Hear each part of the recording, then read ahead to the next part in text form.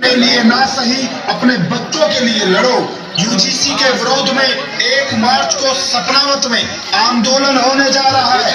आप सभी वहां आए और सरकार को बताएं कि आप भी देश का हिस्सा हैं और आपको भी हक है अपने बच्चों को पढ़ाने का और कामयाब करने का।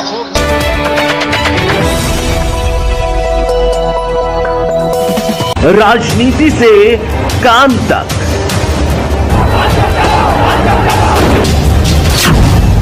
अपराध से अंजाम तक,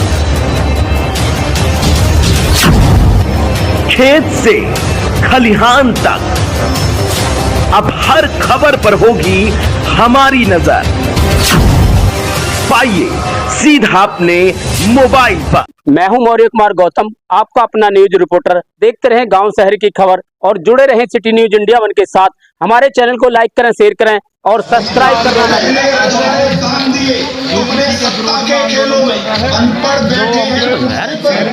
जमीनें चली गई, चली गई। अब अगर ये कानून लग गया तो बच्चे पढ़ भी नहीं पाएंगे। अगर बच्चे पढ़ाने हैं, कामयाब करने हैं तो आज लड़ना पड़ेगा, खड़ा होना पड़ेगा, साथ चलना पड़ेगा। इसमें जितने भी अपने परिवार को सभी से जो भी ज़्यादा हो 1 तारीख में। मैं इकलैंडी गांव में पहुंचा हुआ हूं अभी, और काफ़ी सारे गांव कर भी दिए। कल भी हमने काफ़ी सारे गांव कवर किए थे। यूजीसी के विरोध में हम घर घर जाके लोगों को जागरूक कर रहे हैं। 1 तारीख को एक बड़ा आंदोलन कर रहे हैं यूजीसी के विरोध में सपनावत के अंदर, और इस कानून के बारे में अपने सभी स्वर्ण समाज के लोगों को जागरूक कर रहे हैं और बता रहे हैं कि इस कानून के नुकसान क्या हैं।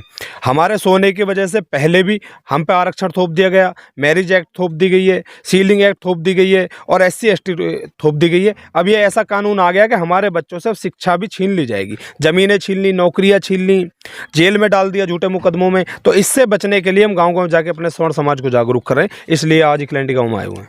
कितने गांव में आगमन किया है आपने? देखिए, अभी तक मेरे 6 गांव हो चुके हैं और कम से कम ये 60-84 के जितने भी गांव हैं मैं सभी में जाऊंगा। करीब 80 से 90 गाँव में पैदल रहेगा हमारा जाने का, सभी गाँव में। 7 मार्च को किसानों ने दिल्ली घेरने की बात की है। नहीं तो बहुत अच्छी बात है, घेरनी चाहिए। मेरे हिसाब से तो दिल्ली को गलत बोला, संसद भवन में घुस जाना चाहिए उन लोगों को, क्योंकि अगर तुम्हारे अधिकारों का हनन हो रहा है तो सरकारें तब तक नहीं सुनती हैं जब तक उनके कान के पास में धमाके नहीं होते, आवाज़ नहीं आती है।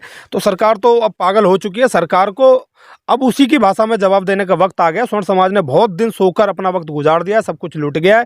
ये आखिरी मौका उनके पास में बचा है। अगर नहीं जगेंगे तो मारे जाएंगे, उनके बच्चे कभी आगे बढ़ नहीं पाएंगे। नए कानून बनने हैं, इससे लोगों को क्या फायदा होता है, क्या नुकसान होता है? नहीं, फायदा नहीं होता है, नुकसान ही नुकसान होता है। एक तो समाज बांट दिया जाता है। अब यूजीसी से देखें कि आपने जितने भी लोग अब तक हिंदू के नाम पर जोड़े थे सभी को बांट दिया है। जाट, गुजर, ब्राह्मण, राजपूत सबको अलग अलग कर दिया है।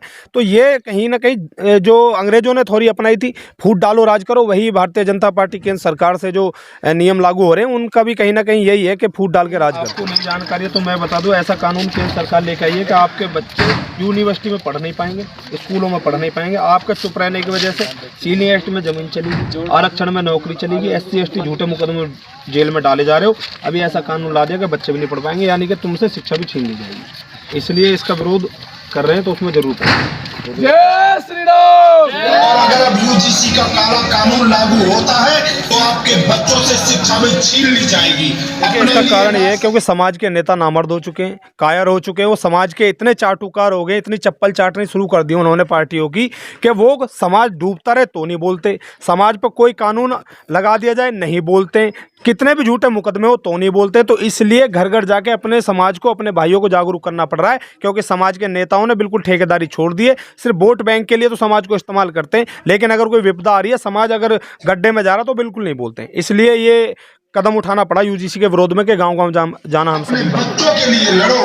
यूजीसी के विरोध में 1 मार्च को सपनावत में आंदोलन होने प्रत्याशियों को तो मुझे पता नहीं, उन्होंने पता नहीं किसके हाथ में ले रखे भाई साहब। लेकिन मुझे जिला पंचायत इतनी ज़रूरी नहीं है जितना ज़रूरी समाज है, जितना ज़रूरी धर्म है। और मैं किसी पार्टी का दल्ला और गुलाम नहीं हूँ कि मैं अपनों के बीच में ना जाऊँ। वो ये बात तो वो लोग सोचे जिनको पार्टी टिकट दे रही है। मुझे घंटा कोई पार्टी टिकट ना दे रही है, ना मुझे किसी पार्टी का टिकट चाहिए, तो मुझे इतना सोचना नहीं चाहिए और ना मैं सोच रहा हूँ। लेकिन मैं उनसे भी यही कहूँगा कि कम से कम इतनी गैरत तो रखें, आप कुछ भी पद पे लड़ रहे हो किसी भी पद के लिए खड़े हो रहे हैं, लेकिन अगर आप समाज को छोड़ रहे हैं, धर्म को छोड़ रहे हैं, तो आप ना इंसान हैं और ना ही आप किसी भी पद के लायक हैं।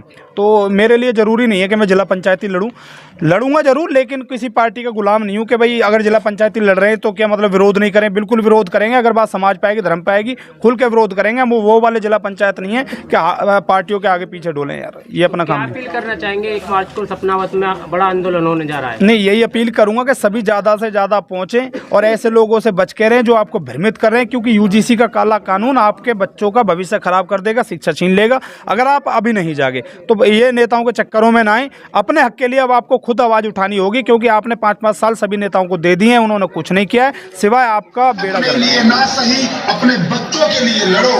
यूजीसी के विरोध में 1 मार्च को सपनावत में आंदोलन होने जा रहा है।